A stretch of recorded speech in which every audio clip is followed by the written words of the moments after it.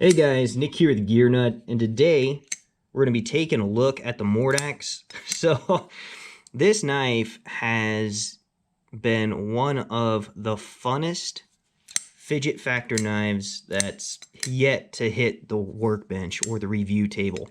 So Drop.com sent this down for us to check out, and I'm super glad that they did.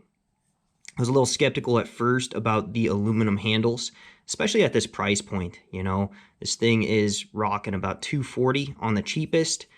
Description box below, check that out. See if I can't get you guys a discount on picking one of these up. I always try to help you guys out when I can. Now, I quickly got over the questionable aluminum handles, and that's because they're not questionable. This knife really reminds me of a Benchmade 940, the original version with the anodized aluminum handles. And the Benchmade 940 is a fantastic knife. So after quickly seeing the machining, the milling, the work, the craftsmanship that actually went into the Mordax, I had no questions. I was just blown away. The tolerances on this blade are out freaking standing. It came picture perfect centered. Look at that. Thing is just pristine. It's just perfect. Lines up. The tolerances right here where the blade actually nests inside this handle are so tight and precise that the blade doesn't touch. It doesn't rub on either side. It's riding on caged pivot ball bearings, so it glides in, it glides out. There's no assist to this knife whatsoever. You can just push the button, kind of like an access lock, but a little easier because you don't have to nest the handle down into the palm, pinch and pull back like on an access lock. Or you could just use this super awesome flipper tab. Boom. Just listen to the sound of this knife. Well, if I could shut it all the way. Trying to do it around a camera. What's going on? There we go. So if you do press this button, like when you try to deploy it, it won't pop all the way out. And that's because the button is actually your detent as well. So it's a button lock flipper that has a tapered cylinder on your button lock. So it's not just a square cylinder. The cylinder is actually tapered. It goes up at an angle. And that is going to ensure that you guys get a super awesome lockup for years to come. Basically, the button lock gets pressed down into this knife handle scale right here, right by this Ferrum Forge logo, and that's the designer of this knife. And then it rides into a recessed and also tapered detent point on the blade. So when you shut it, it's got a super solid lockup.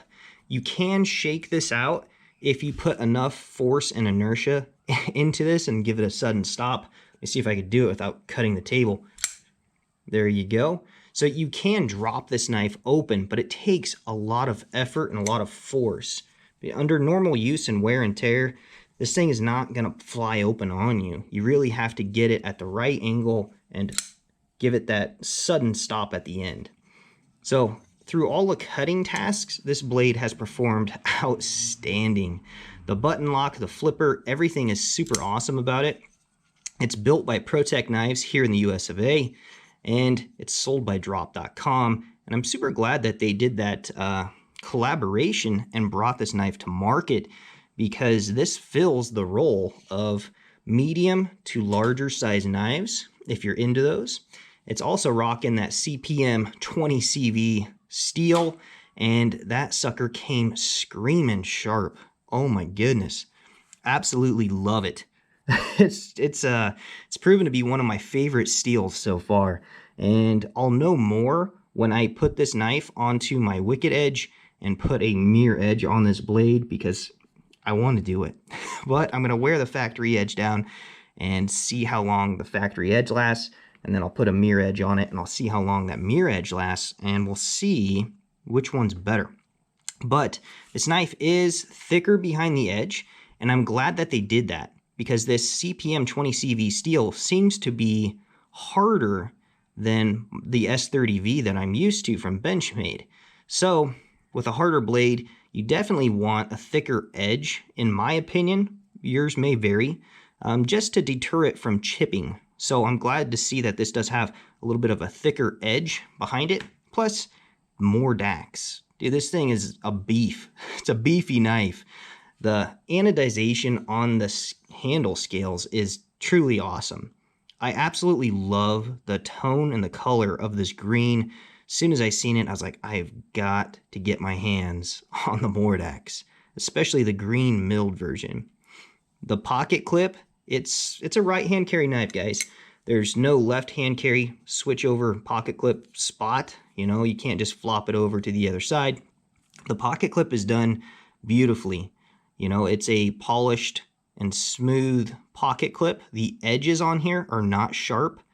However, the milling option, if you do get that, that will tear up your pockets a little bit, especially right here on those edges and right here on those edges, because they're 90-degree edges.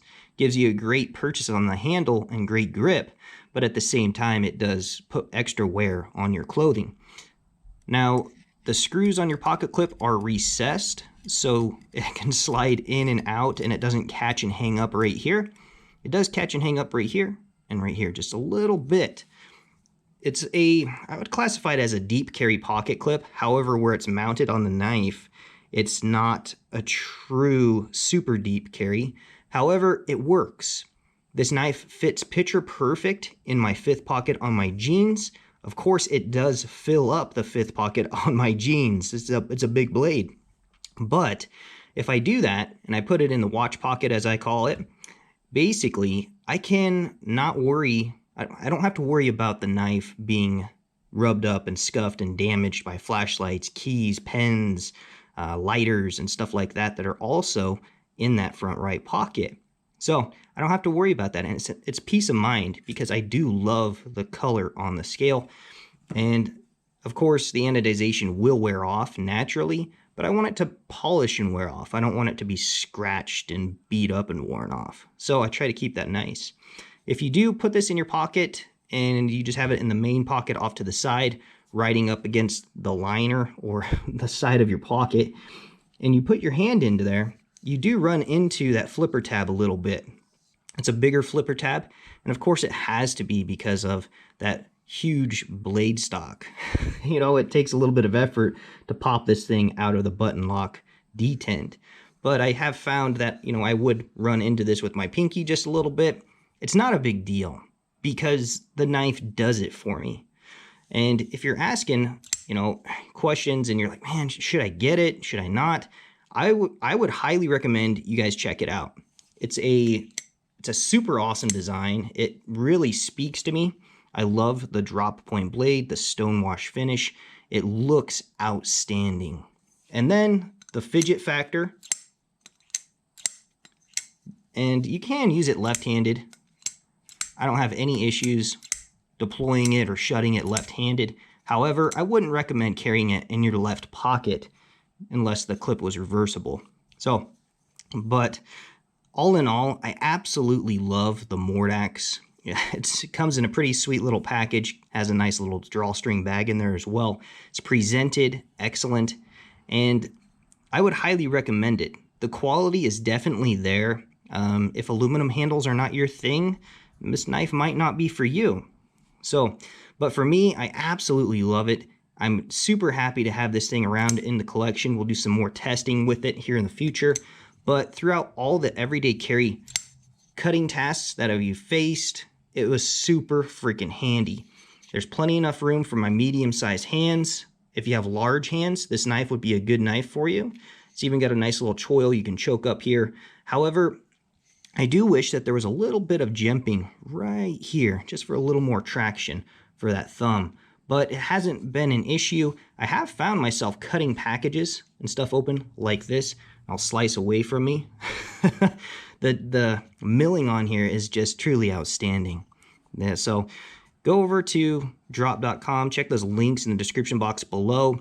There's different versions of this knife. There's plain scaled, there's different colors, and there's also a coating on a blade if you like, that kind of thing. So, Nick here with Gear Nut. Hopefully you guys have enjoyed this video.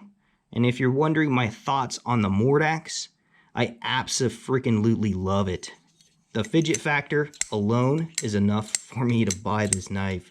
So, Nick here with Gear Nut. Hopefully you've enjoyed the video. I will check you guys later.